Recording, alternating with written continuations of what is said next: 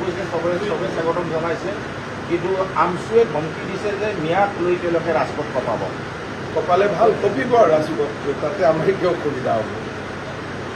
আমাৰ বজালীত আপোনাৰ এখন ৰিজাৰ্ভ আছে, পাতা বেটবাৰী ভাল মাৰি আছে। মোৰ পুৰণা সৰ্থেবাৰী সমষ্টিত কেইবাটাও অঞ্চলত বেদখলকাৰী আছিলে, সেইটো মই জানো।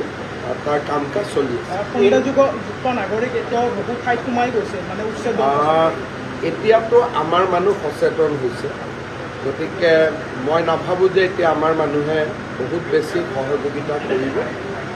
মই এটা বিচাৰোঁ যে তেওঁলোক য'ৰ পৰা আহিছে তালৈকে যাওক, আমাৰ কোনো আপত্তি নাই, কিন্তু আমাৰ মানুহে তেওঁলোকক আশ্ৰয় দিব নালাগে, কাৰণ নহ'লে আকৌ পৰিৱেশটো আমি যিখিনি উচ্ছেদ বা আন ব্যৱস্থাৰ জৰিয়তে যিখিনি আমাৰ পজিশ্যনটো অলপ ভাল হৈছে আকৌ বেয়া হৈ যাব।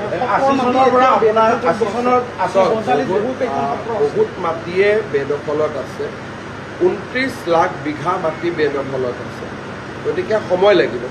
এতিয়া এটা ডাঙৰ কথা হৈছে কি 80 চনৰ পৰা অসমীয়া আন্দোলন কৰিলে বিদেশী বিৰোধী, এতিয়াহে এইটো কাৰ্যকৰী হোৱাৰ নিচিনা হৈছে। আৰু বহুত কাম কৰিব বাকী আছে, আৰু মই ভাবোঁ যে ৰাইজে সহযোগিতা কৰিলে আমি এনেকৈ বহুতখিনি কাম কৰিব পাৰিম, জাতিটোক আমি নিৰাপত্তা দিব পাৰিম।